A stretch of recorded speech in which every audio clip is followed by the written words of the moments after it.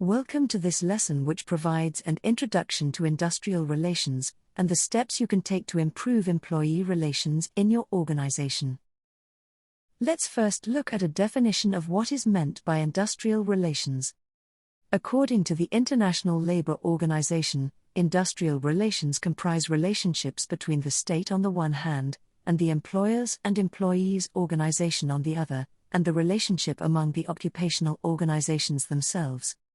As we can see, this is a pretty comprehensive definition. According to Dale Yoder, industrial relations is the process of management dealing with one or more unions, with a view to negotiate and subsequently administer collective bargaining agreement or labor contract. The newer name, employee relations, is increasingly taking precedence, because industrial relations is often seen to have relatively narrow connotations.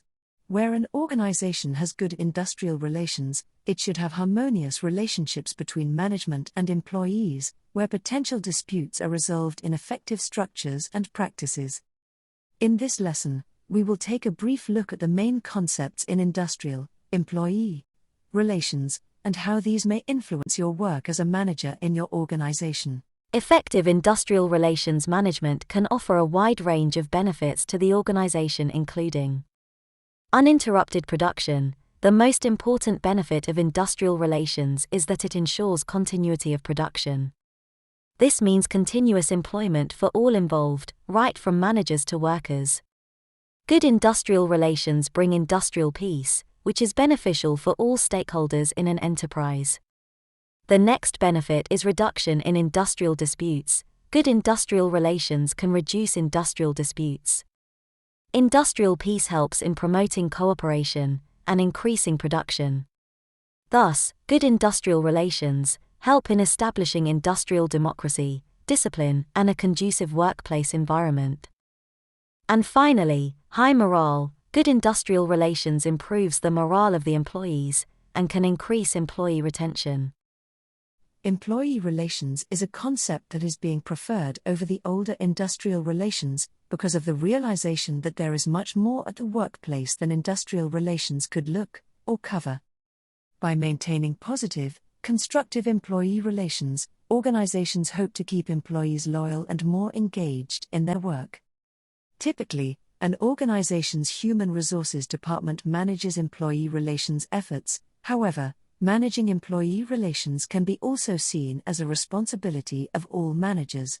The main objectives of industrial relations then may include: to facilitate communication between staff and management, to raise productivity by reducing the tendency of high labor turnover and absenteeism, to help enable workers participate in the management of the organization, to increase the morale and commitment of the employees, and to prevent industrial conflicts and the loss of opportunity for shareholders and workers.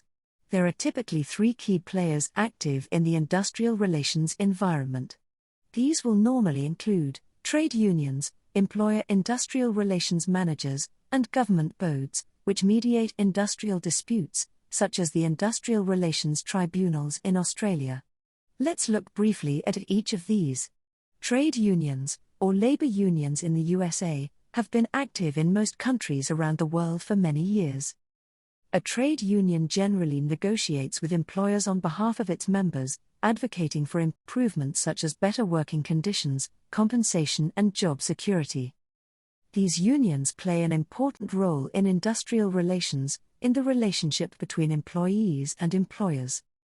However, the relationship between trade unions and employers has often been contentious. Labor unions play an important role in the way employers and workers function together to create a harmonious workplace. One of the most important roles that labor unions perform is that when there is a dispute in the workplace, the union acts as an intermediary between employers and business owners. Labor union leaders are experienced at solving problems through formal arbitration and grievance procedures. Instead of viewing this process as contentious, business owners should welcome the involvement of a union representative, because it can expedite the resolution. When issues arise at the workplace between you and your employee, the goal is to secure a win-win, in which both sides feel as if they each attained something from the deal. In many countries, Unions operate under what is known as the collective bargaining agreement, which helps secure fair wages, working hours, benefits, and the standards necessary for wage increases. The collective bargaining agreements also protect employees from being fired without just cause. Trade unions will often be organized around a specific industry. This has the benefit of leveraging the commonality between workforces, but also leads to difficulties in managing labor relations within companies. Many unions do collaborate, and in the United Kingdom, for example, the Trade Union Congress serves to unify union strategy. Industrial relations managers, also referred to as labor relations managers, are valuable members of the human resource department, but are not to be confused with human resource managers. Industrial relations managers deal with issues like regulations, control over work structures, risk prevention, collective bargaining, industrial security, and similar issues.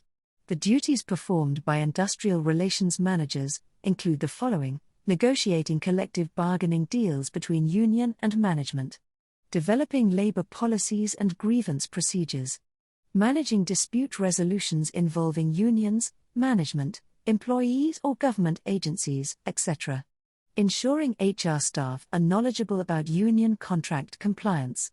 Advising management on contract negotiations and similar management-union relations. And finally, creating and revising union contracts. Industrial tribunals are typically independent judicial bodies that hear and determine claims to do with employment matters. These include a range of claims relating to unfair dismissal, breach of contract, wages, as well as discrimination on the grounds of sex, race, disability, sexual orientation, age, part-time working or equal pay. Industrial relations managers may spend quite a bit of their time in industrial tribunals, where they will represent the employer in cases brought by unions and individual employees to the industrial tribunal. The industrial tribunal will make rulings on specific cases and set precedents for further cases brought before such tribunals. They provide a vital mediating body for the resolution of potentially very costly industrial conflicts. Some of the main causes of poor industrial relations can include economic causes. Often poor wages and poor working conditions are the main causes for unhealthy relations between management and labor. Other causes for industrial conflict are inadequate infrastructure, worn-out plant and machinery, poor layout, unsatisfactory maintenance, etc. The second group are organizational causes. Faulty communication system, unfair practices, and non-recognition of trade unions and labor laws are also some other causes of poor relations in industry. And the third group is psychological causes, including lack of job security, non-recognition of merit and performance, and poor interpersonal relations are the psychological reasons for unsatisfactory employer-employee relations. And finally, political causes. Multiple unions and inter-union rivalry weaken the trade unions. Legislation limiting the power and freedom of unions can also contribute to industrial conflict. And here are some ways in which an organization can improve industrial relations. First, having sound personnel policies and procedures concerning the compensation, transfer and promotion, etc. of employees should be fair and transparent. All policies and rules relating to industrial relations should be fair and transparent to everybody in the enterprise and to the union leaders.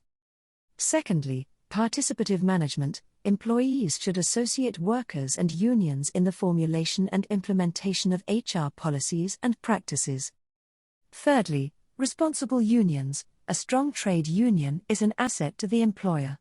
Trade unions should adopt a responsible rather than political approach to industrial relations.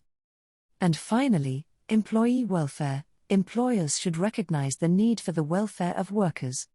They must ensure reasonable wages, satisfactory working conditions, and other necessary facilities for labor. And here are some more ways in which an organization improve industrial relations. First, through grievance procedures, a well-established and properly administered system committed to the timely and satisfactory resolution of employees' grievances can be very helpful in improving industrial relations. Second, through creating a constructive climate management should see to build cohesive relations with unions and other worker representative bodies. Additionally, through creating channels of communication to prevent concerns becoming grievances and industrial disputes. And finally, education and training in mediation and conflict resolution can help prevent serious industrial disputes. A positive climate of industrial relations, with high levels of employee involvement, commitment and engagement, can improve business outcomes, as well as contribute to employees' well-being. Good employee, or industrial relations, contributes directly to improved productivity, reduced conflict, reduced absenteeism and improved employee retention. Good employee relations are therefore central to the viability of most organizations. While often seen as being the responsibility of the HR department, managing employee relations is the responsibility of all managers across an organization. Therefore, taking the time to learn a bit about the work of industrial relations will help you advance your career in management. Want to learn more about this subject? Then click on our website to view the full course. Why not subscribe and get access to free articles and special offers? Join the Global Career Highway now.